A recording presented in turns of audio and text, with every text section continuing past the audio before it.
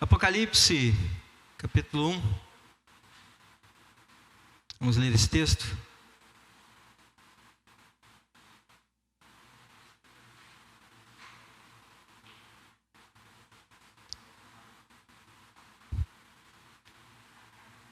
Apocalipse 1, nós vamos ler do versículo 1 até o versículo 8. Está no telão aí para os irmãos que estão presentes. Vamos ler? Revelação de Jesus Cristo. Vamos ler todos juntos? Revelação de Jesus Cristo, que lhe deu para mostrar aos seus servos as coisas que em breve devem acontecer, e que ele, enviando por intermédio do seu anjo, notificou ao seu servo João, o qual atestou a palavra de Deus e o testemunho de Jesus Cristo, quanto a tudo o que viu. Bem-aventurados aqueles que leem e aqueles que ouvem as palavras da profecia e guardam as coisas nela escritas, pois o tempo está próximo. João, às 7 igrejas que se encontram na Ásia, graça e paz a vós outros, da parte daquele que é, que era e que há de vir, da parte dos 7 Espíritos que se acham diante do seu trono, e da parte de Jesus Cristo, a fiel testemunha, o primogênito dos mortos e o soberano dos reis da terra, aquele que nos ama e pelo seu sangue nos libertou dos nossos pecados e nos constituiu reino, sacerdotes para o seu Deus e Pai. A ele a glória e o domínio pelos séculos dos séculos. Amém. Eis que vem com as nuvens, e todo olho verá, até quantos o traspassaram, e todas as tribos da terra se lamentarão sobre ele, certamente. Amém. Eu sou o Alfa, o Ômega, diz o Senhor Deus, aquele que é, que era e que há de vir, o Todo-Poderoso. Amém, queridos. Desde criança eu ouço falar que o livro de Apocalipse é um livro difícil de ler. Pessoas que não conseguem entender muito bem o Apocalipse. E nesta manhã o nosso intuito aqui é pelo menos fazer um pequeno esboço sobre o assunto do Apocalipse, para que nós entendamos melhor a respeito da introdução deste livro, para que quando formos ler, entendamos um pouco a história dele, como que chegou então João ao Apocalipse. É importante para todos nós, como cristãos, crentes, entendemos a história, porque aí nós conseguimos entender melhor o contexto que está inserido ali, todo o capítulo e todo o livro em si, de forma geral. O Apocalipse é um registro da primeira pessoa, sobre uma série de visões proféticas recebidas por João. E João era uma pessoa respeitada pelas igrejas. João era um homem que passou pregando por muitos lugares. Era um homem tremendamente respeitado pelas igrejas por onde ele passava. E ele, por ser assim, ele falava para as igrejas com a autoridade que Cristo Jesus impunha sobre a vida dele. Ele clamava tanto a Jesus, tanto, que ele tinha autoridade perante a igreja para poder falar a respeito das coisas vindouras do reino. E quem era João? Historiadores afirmam que João era o mesmo João do Evangelho, que era discípulo de Jesus, e também que fez as 3 cartas, 1 João, 2 João e 3 João. E esse mesmo João, então, Jesus o revela em Apocalipse, para dar a ele visões a respeito daquilo que viria de vir, que haveria de acontecer. Mas por que João estava lá? Depois que Jesus subiu aos céus, a história da igreja continuou, ela não parou. A nossa história continua até hoje. Nós estamos vivendo a história da igreja. Então, quando Jesus foi assunto aos céus e deixou a igreja aqui trabalhando e falando, testemunhando do seu amor, as perseguições continuaram. A luta continuou, queridos. A luta continuou. As igrejas eram apedrejadas, o povo era amedrontado, as pessoas iam para suas casas para adorar a Deus. Tinham visitas de guardas, batendo a porta da sua casa e dizendo: você é discípulo de Jesus? Sou, então vem cá e mata a pessoa. Se a pessoa dissesse que não, estava tudo resolvido. O guarda ia embora e a pessoa não tinha sofrimento algum. Mas muitos de nossos irmãos no passado, crentes no Senhor Jesus, tinham suas casas invadidas e testemunhavam a respeito do Senhor Jesus, mesmo à frente dos guardas. Afirmavam: eu sou de Jesus. Só que naquele momento, o guarda poderia ver que aquela pessoa poderia ser atingida, que não teria nada. Então ele poderia fazer o mal a um membro da família. Olha só que coisa. A família reunida ali, o guarda falava: bom, e você, eu não vou fazer mal não. Vou pegar seu filho aqui, eu vou ver se tem fé realmente. Então apontava uma arma, uma faca ou uma pedra na mão para apedrejar um membro da família. Uma criança, um sogro, a sogra, um primo, alguém que estivesse da família ali. Então eles tinham meios, eram carrascos demais para agredir a igreja do Senhor Jesus. E naquele momento ali, muitas pessoas temerosas, não testemunhavam a favor do Senhor Jesus. Voltavam atrás, porque viam a sua família em risco. Mas tinham muitos irmãos nossos, muitos irmãos, que foram mortos das maneiras mais cruéis possíveis, de formas tremendas, horripilantes, em prol do Evangelho, que testemunhavam: eu sou de Jesus, pode me matar. Mesmo ameaçando alguém da família, pessoas testemunhavam. E ali famílias inteiras eram mortas em prol do Evangelho. Aqueles irmãos, certamente, que não testemunhavam a favor do Senhor Jesus, naquele momento, depois voltaram para suas igrejas pedindo perdão. Olha, me perdoem, o guarda foi na minha casa lá e eu fraquejei e não testemunhei. E de repente, volta para casa, perdoado, né? E de repente a guarda passa lá novamente na casa. E a pessoa comete novamente o mesmo erro. Nega o Senhor Jesus na frente de todos, para não ter sua vida ceifada, talvez, ou a vida de seu filho ali, né? Imagina um recém-nascido com 3, 4 meses de idade. Irmãos, era uma vida terrível o começo da história da igreja. E ainda é até hoje uma história terrível, desde que a igreja trabalhe. A igreja, quando está ativa, quando está trabalhando, Deus se manifesta de forma tremenda. E o inimigo começa também a se manifestar. O que aconteceu foi que, naquele período, João não estava na ilha de Patmos passeando. Ele estava em prisão. João era uma pessoa tão influente na sua sociedade que o imperador viu que ele poderia causar certos danos à população. Danos, olha só, né? Iria ser o inimigo dele muito forte. Então prendeu a João. Então Jesus se manifesta a João na ilha de Patmos, permite que João seja preso. Deus permite que João seja preso, vai para a ilha de Patmos então, preso ali. E Jesus pede a anjos que revelem-se para João, para fazerem entender a João que ele também estava em sofrimento. João também passou por açoites, aflições, passou por perseguições. Jesus primeiramente acalenta o coração do seu servo João, dando esta mensagem de Apocalipse: João, vai acontecer isto. Eu estou acalentando o seu coração. E escreva às 7 igrejas, para que essas 7 igrejas também sejam acalentadas. Essas coisas virão acontecer. Irmãos, o início de Apocalipse é o início de que a igreja do Senhor Jesus precisa entender de que esse texto é para nós. Não é para temermos, mas é para entendermos a vontade de Deus sobre a nossa vida. Jesus está voltando. E esse texto diz para nós como igreja: igreja, eu vou apresentar para vocês o que vai acontecer. Foi isso que aconteceu.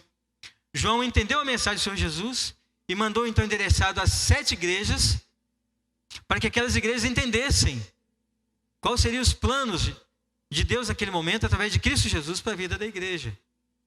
Era uma forma de Deus, Jesus Cristo, acalentar o coração da igreja que estava tão sendo perseguida.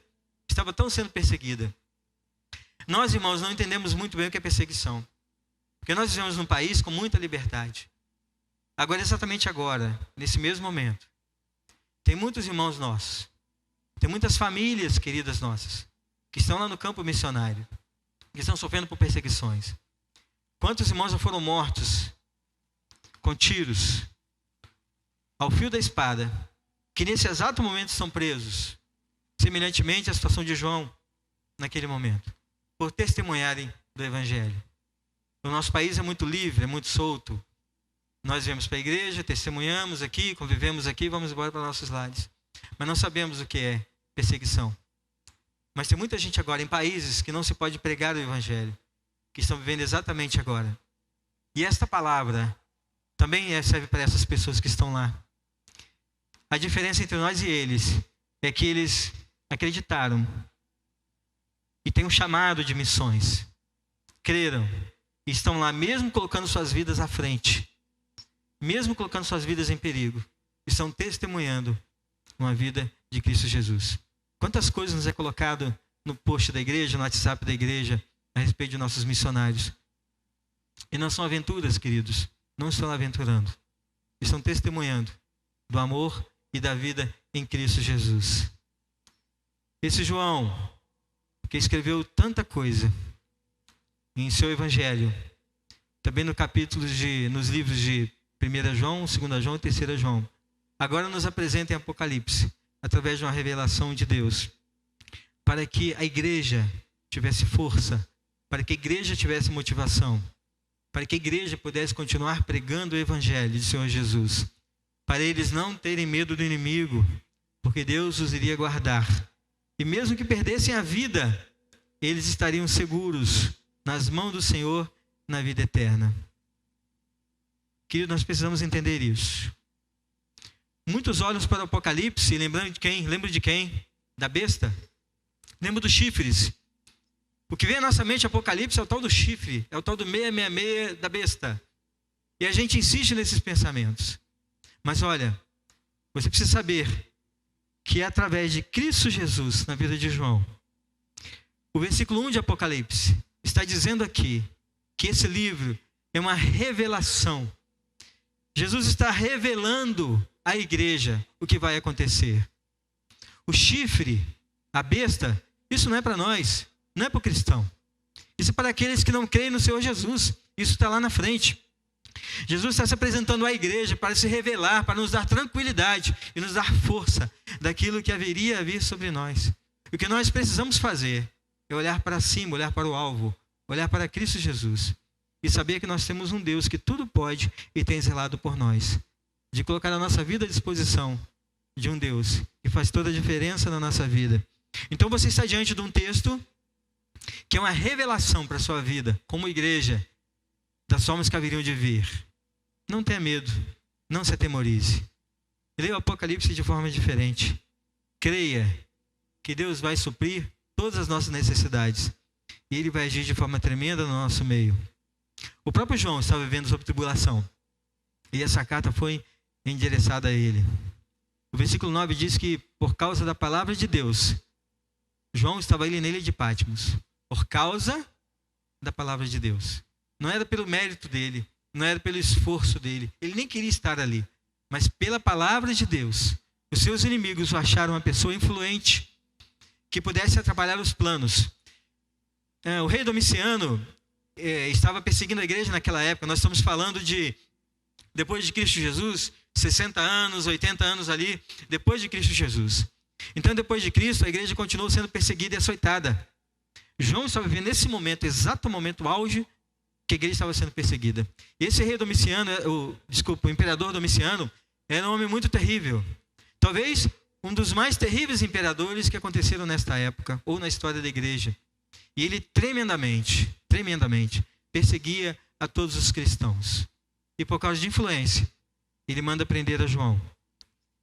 Irmãos queridos, Deus tem um plano sobre a vida da igreja. Deus tem plano sobre a vida da igreja. O que nós precisamos fazer é crer nos planos de Deus. Nós vamos encontrar muitas histórias, muitas historinhas por aí. Mas a verdadeira história está na palavra de Deus. É uma história real, uma história de vida, que muitos irmãos nossos viveram e ainda estão vivendo. As igrejas passaram por intempéries, por imprevistos. Mas Deus está no controle de tudo. E nós podemos passar também. Mas Deus vai estar no controle de tudo. A igreja naquela época, por perseguição, tinha que se reunir em catatumbas, ir para o deserto para não ser descobertos. As igrejas não estavam sentadinhas nas casas, nos lares. Talvez até tivessem, mas num porão de repente escondido. Porque se alguém denunciasse, se alguém visse, a guarda estaria ali para prejudicar a vida da igreja. Irmãos, quanto sofrimento, quanta labuta que nós não conhecemos. Pessoas que queriam muito ouvir o evangelho, sedentas, teriam que sair de suas casas escondidas e ir para o deserto, longe, quilômetros caminhando, para não serem descobertos, para clamar a Deus. Que história, irmãos. Isso está na Bíblia, para o nosso conforto e regozijo, para nos encorajar, que esses irmãos que fizeram tanta coisa no passado, conseguiram fazer.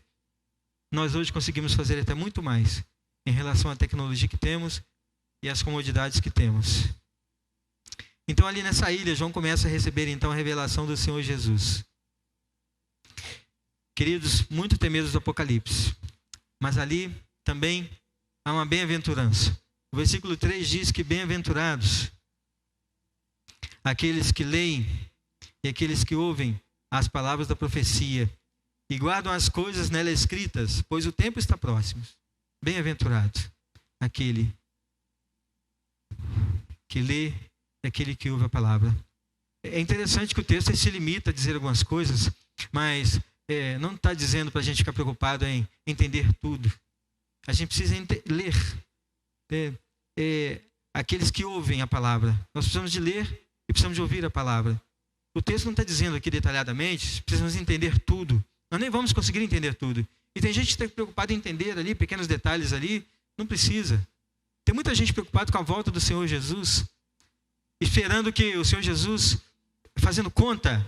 Eu lembro que na época, na virada de 99 para 2000, vocês lembram disso? Muitas pessoas ficaram temerosas em falar, nossa, 2000 está chegando aí, porque tem aquele dito popular que 1000 chegará, mas 2000 não chegará. Vocês lembram disso? E muitas pessoas ficaram temerosas na virada do ano 2000 que as coisas iriam acontecer.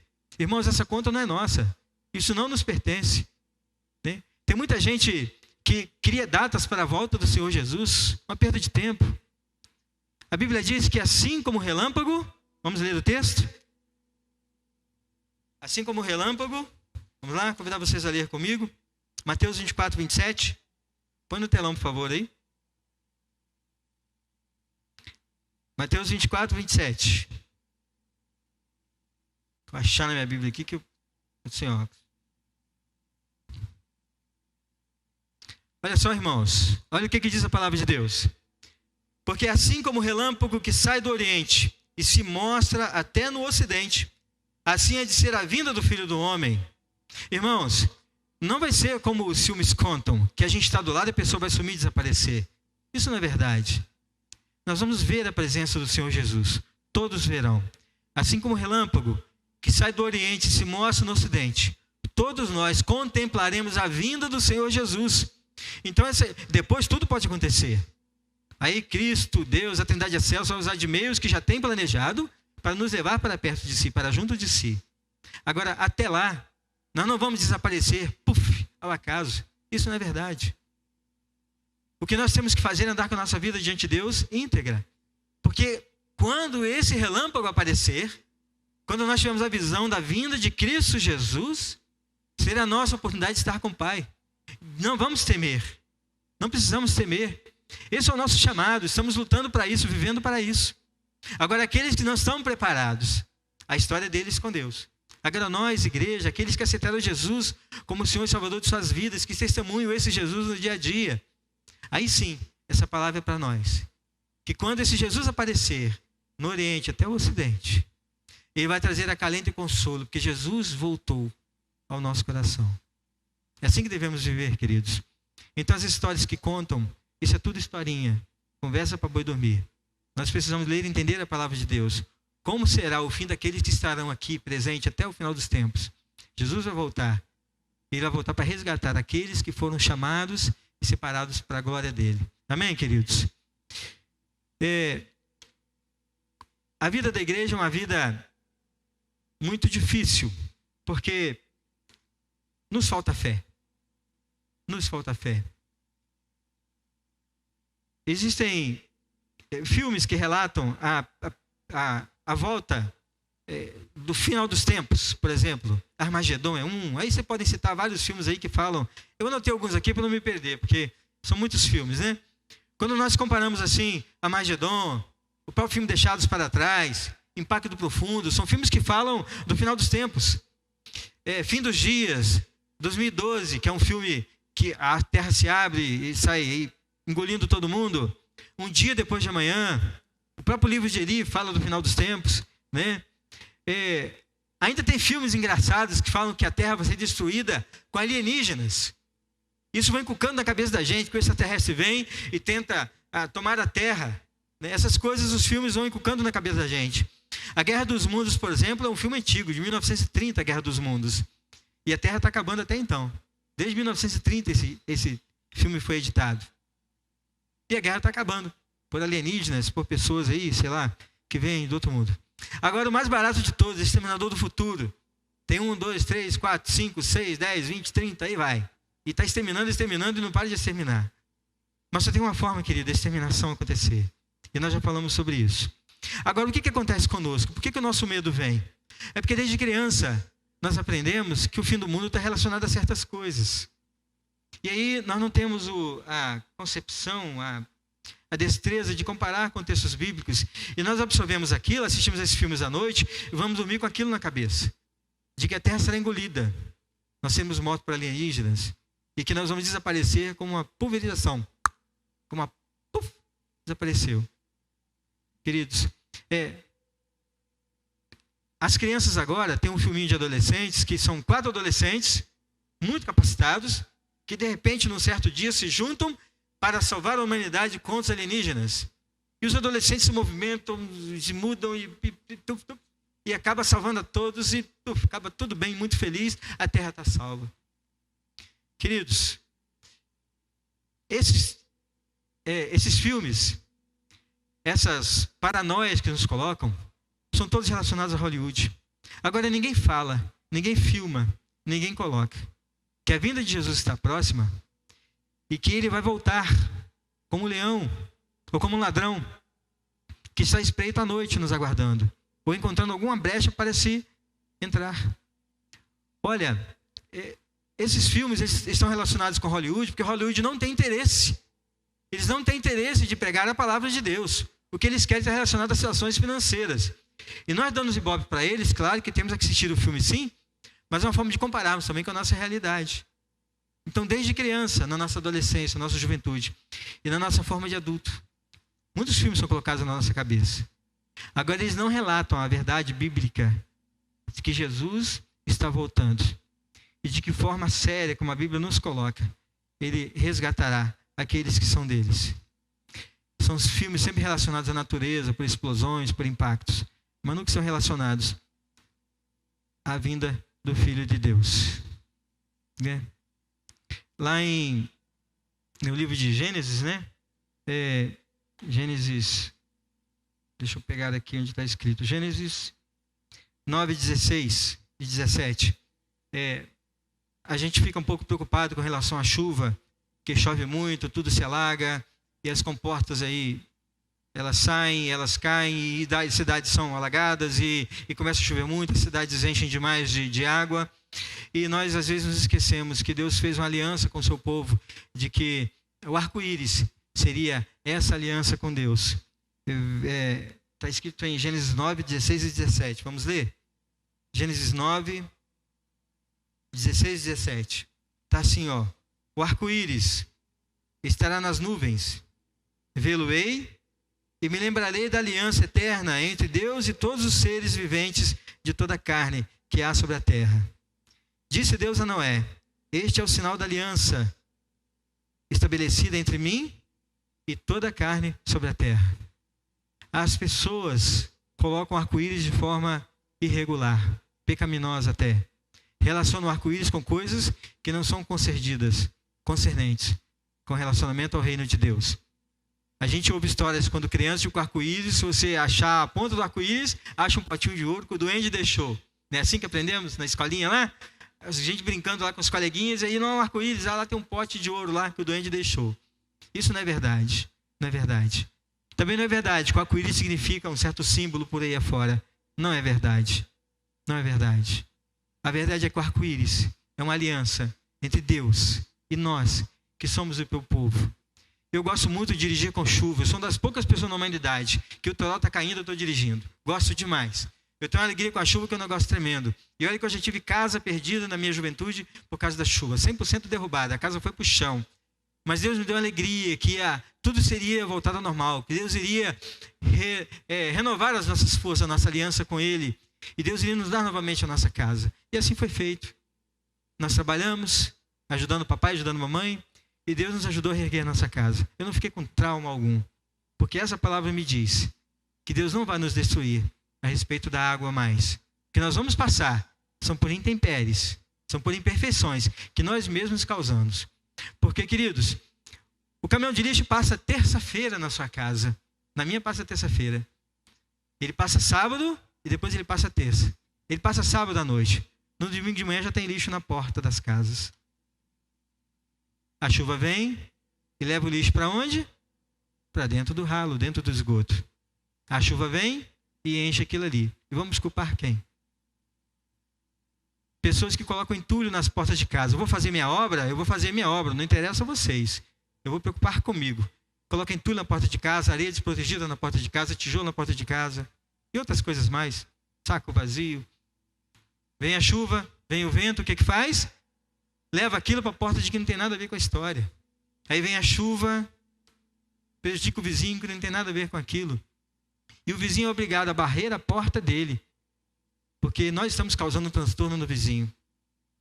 Queridos, a gente precisa mudar a nossa natureza. O lixeiro, o prestador de serviço, de coletor de rua, ele precisa ter prazer de coletar o seu lixo, de saber que naquele momento o seu lixo está bem embalado, bem organizado ali, direitamente. A gente precisa testemunhar até no próprio lixo da gente, para não deixar aquilo esparramado. Testemunhar na nossa própria rua aquilo que nós vamos estar fazendo. Faz parte da vida da igreja esse testemunho diário nosso. A gente não pode esquecer disso. E a gente não pode culpar a Deus, porque estão desmatando a nossa região serrana, por exemplo, que nós dependemos de lá para ter a nossa chuva aqui. Estão desmatando, nós estamos fazendo platores, fazendo casas, fazendo piscinas, e a população está sendo prejudicada. Nós mesmos estamos fazendo isso, nos prejudicando através disso. Porque essa chuva vem de lá, entra na nossa rua, e a rua está cheia de imprevistos, cheia de entulho. O que vai acontecer? A chuva vai para o valão, leva aquilo para o valão e prejudica pessoas lá na frente que não tem nada a ver com a gente. O nosso testemunho parte da nossa casa, do nosso lar. O lixeiro tem que encontrar, o prestador de serviço do coletor de lixo, tem que encontrar na sua porta algo coletado. O seu vizinho tem que ver essa diferença em você. Incentive-o a fazer com que isso seja a diferença. Então esqueça que a terra vai ser acometida por água. Isso não é verdade. Deus está nos guardando, porque o arco-íris é uma aliança feita com Deus. O livro de Apocalipse é um livro de encorajamento e revelação para a vida da igreja. E esta revelação significa tirar o véu. Significa revelar. Deus, através de Jesus Cristo, e Cristo através de seus anjos, fala para João, eu vou tirar o véu, eu vou me revelar até vocês, para que vocês entendam a nossa vontade, a vontade de Deus, sobre a vida da igreja. Queridos, essa revelação, esse tirar o véu, não pode passar despercebido sobre a nossa vida. É Deus falando que vai se apresentar para nós da forma mais clara possível, mais evidente possível, para que entendamos o que vai acontecer no final dos tempos. E aí sim, nós vamos passar a ler o livro de Apocalipse de forma com que entendamos qual é a função daquela besta, qual é a função dos chifres, e de tudo que está escrito ali a respeito da vinda do Senhor Jesus. Aqueles que são do Senhor estão guardados pela aliança que nós temos com Deus. Vamos passar por tribulações, sim. Vamos passar por perseguições, mas não vamos estar guardados, porque esta é a vontade do Senhor sobre a nossa vida. Os próprios discípulos, mediante tanta perseguição, mediante tanta aflição, mesmo correndo risco de vida, com intrepidez, pregaram o Evangelho, porque creram, confiaram na palavra do Senhor Jesus, que ali tudo seria se cumprido. E a nossa função como igreja é fazer a mesma coisa. Porque este livro, ele traz conforto para a nossa vida. Ele não quer que nós nos atemeremos, colocar medo até nós. Esse livro traz conforto para a nossa vida, para nós que estamos servindo a um Deus. Ele traz conforto. Esse livro é um livro para aqueles que estão também agindo contra a palavra de Deus, que não trazem segurança para a vida da igreja, que perseguem, que estão destruindo o povo de Deus. Por isso nós não devemos ler este livro com forma de medo, ao contrário. Devemos ter um incentivo de paz no coração. O que nós podemos fazer é clamar a Deus por misericórdia sobre aqueles que atualmente contra a vida da igreja. E esse é o nosso papel. Tem alguém te perseguindo? Ore por ele. Tem alguém que está fazendo atrocidades, coisas muito erradas? Ore por essa pessoa. Porque este livro está sendo direcionado também para aquelas pessoas que não temem ao Senhor Jesus. Esse livro é bem dividido. Ele está se revelando e chama de bem-aventurado aqueles que leem, aqueles que ouvem. Nós que lemos e que ouvimos, somos bem-aventurados. Versículo 3. Mas também um livro que ele relata para aquelas pessoas que não têm esse compromisso com Deus, que agem contra a vida da igreja, que agem contra o evangelho, que criticam, que blasfemam. Esse livro é um livro que vai pegar muita gente. E o inferno está direcionado a essas pessoas, queridos. A gente consegue ver o chifre e o dragão. Mas aqui também nesse livro está o leão da tribo de Judá, o Cordeiro de Deus, aquele que vem com autoridade sobre a vida da igreja e com poder destruir as obras do inimigo. E essa é a nossa visão. Temos que ler e entender que este livro ele está aberto para o nosso entendimento. E que a partir de agora nós precisamos entender que a igreja estava perseguida. E naquele momento de perseguição, João estava preso. E naquela prisão, ainda sofrendo, Jesus, para acalentar o seu coração, revela-se a ele. E fala para ele: João, tem muitas igrejas sofrendo também. Agora, para aquelas igrejas que estão sofrendo, eu vou falar para você, para que escreva para elas. Para aquelas 7 igrejas, aquelas que estão bem, você diga para elas que continuem a perseverar na palavra que está escrita ali. Que continuem a viver. Agora também cita-se situações para igrejas que não estão perseverando, não estão contribuindo para o crescimento do evangelho, igrejas que estão em pecado. Então Jesus fala, essa palavra é para que você se direcione a essas igrejas, para que elas entendam que eu vou voltar. E essas igrejas, essas pessoas, precisam se reconciliar com Deus. Precisam se reconciliar comigo. Precisam agir novamente mediante a presença do Espírito Santo, para que com poder e graça continuem a pregar o evangelho, continuem a testemunhar sobre as coisas que irão de vir, para que quando acontecerem, estarem comigo no paraíso. Queridos, é muito sério esse livro.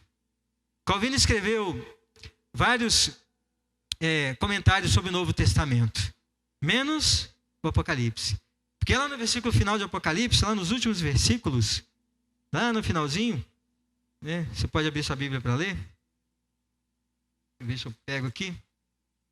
Tem uma palavra muito interessante para nós, importantíssima para o nosso dia a dia.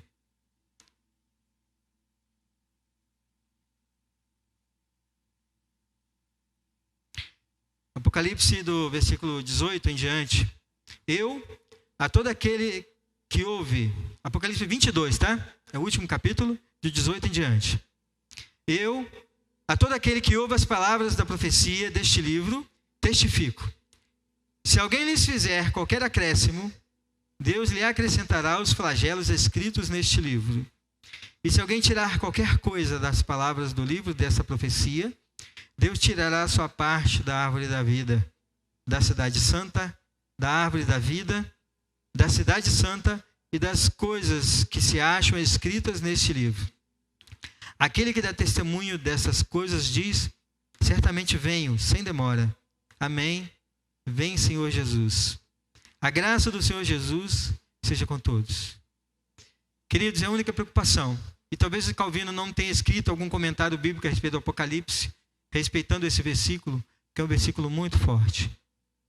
Precisamos ter cuidado em não tirar nada, em não acrescentar nada, não negligenciar e não exagerar.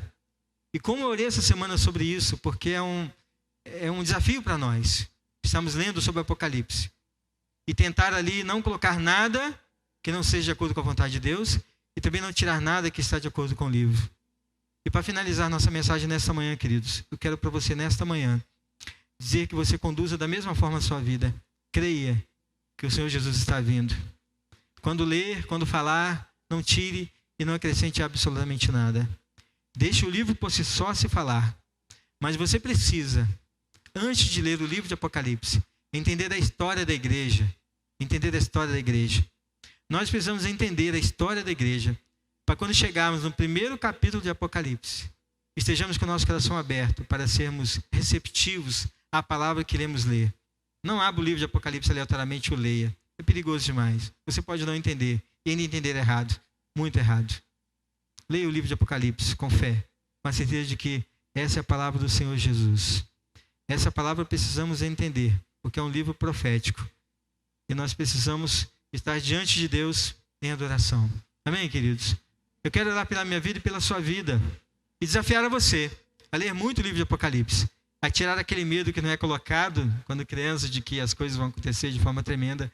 Esquecer o chifre, esquecer a besta, esquecer tudo aquilo ali. E se voltar para o leão da tribo de Judá. Se voltar para o Cordeiro de Deus. Aquele que age em favor da vida da igreja. Por isso, que quando nós preocupamos com essa besta, preocupamos com o chifre, preocupamos com essas ações, nos anulamos a presença de Cristo Jesus sobre a vida da igreja. Esqueça isso. Foque em Cristo Jesus. Que as outras coisas acontecerão. Você lerá e verá que este livro é um livro saudável para ler. Que nós precisamos realmente ler este livro. Amém, queridos? Vamos ficar de pé?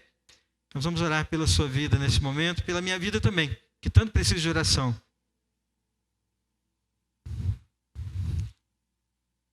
Com perdão a Deus, se eu tirei ou falhei alguma coisa com relação a essa palavra. E como todas as outras eu faço a mesma coisa, mas com essa de forma especial. É muito sério, querido, é muito sério. Precisamos falar daquilo que nos é colocado no coração, mas precisamos falar com a certeza de que Deus está controlando e o Espírito Santo está falando sobre nós. Nós vamos orar nesse momento. E eu queria que você pensasse mais uma vez como igreja, para que o Senhor haja sobre a sua vida. Nós não sofremos perseguições, não daquelas perseguições que o povo fora vive, mas busque a Deus, para que você faça a sua história na vida da igreja. E se Deus lhe der perseguições, que você aceite. Se Deus lhe der lutas, que você aceite. Tudo em prol do Evangelho. Em nome de Jesus. Vamos orar. Senhor, a primeira coisa que queremos fazer nesta manhã, nesse momento, agora, é pedir perdão ao Senhor pelos nossos pecados. Senhor, nos perdoe. Quanta coisa temos cometido, ó Deus, contra o Senhor. Quanta coisa temos feito, ó Pai, com mau testemunho, feito coisas que não são, ó Deus, coisas que caminham com relação à Bíblia, à Tua Palavra. Nós muitas vezes viramos as costas para aquilo que nos é verdade. Quantas oportunidades temos, ó Pai, de falar do Teu amor, de falar dessa palavra, e nós negligenciamos. Quantas vezes viramos as costas, ó Pai, para oportunidades. Mas o Senhor, mesmo assim, com a misericórdia, nos tem suprido as nossas necessidades. O Senhor tem zelado pelo nosso lar. O Senhor tem abençoado a vida daqueles que amamos. O Senhor tem abençoado a vida da Tua igreja. O Senhor nos tem feito caminhar entendendo que essa é a vontade do Senhor. Mesmo quando não estamos entendendo. Mesmo quando o nosso olhar não está um olhar claro, um olhar inteligível para as coisas que nos são apresentadas diante da Tua palavra. Mas o Senhor, com misericórdia, nos tem atendido. O Senhor tem se voltado para nós. E nós agradecemos ao Senhor com perdão de nossos pecados. E pedimos ao Senhor que nesta manhã, queremos ter uma manhã diferente, ó Pai. Uma manhã de mudança sobre nossa vida. Senhor, nos perdoe do fundo do nosso coração. Haja em prol do nosso coração, da nossa mente, para que nós possamos entender a Tua palavra e sermos proclamadores da mesma. Tira todo o meio, todo o receio, toda a vergonha, toda a timidez. Tira qualquer coisa que esteja nos distanciando daquilo que é o foco da Tua vontade. Em nome de Jesus. Nos abençoe como igreja, meio à pandemia, essa reunião que estamos fazendo. Direciona os nossos horários, ó Pai. Direciona o nosso comportamento, a nossa vida. Em nome de Jesus. Queremos ser renovados, regozijados com o Senhor. E que essa palavra nesta manhã possa, Deus, fazer diferença na nossa vida e entender que muitos de nós, de nossos irmãos no passado, foram muito açoitados, mas contribuíram muito, continuaram, para que esta palavra chegasse até nós hoje. E que nós entendamos, ó Pai, que foi a vontade do Senhor. Que esta caminhada precisa continuar ainda em prol daqueles que irão de vir depois de nós. Que a nossa descendência possa entender que no passado, possa ver, também tiveram pessoas que com intrepidez pregaram a Tua palavra e sejam também alvos dessa palavra. Senhor, muito obrigado por tudo. Receba a nossa oração nesta manhã. Abençoe a nossa vida e alegra o nosso coração com a tua presença. É que oramos em nome de Jesus, gratos sobre a vida da nossa igreja e de tantas igrejas que cultuam o teu nome. É que oramos em nome de Jesus. Amém, Senhor. Amém, queridos. Deus te abençoe. Pode se sentar. Deus seja louvado.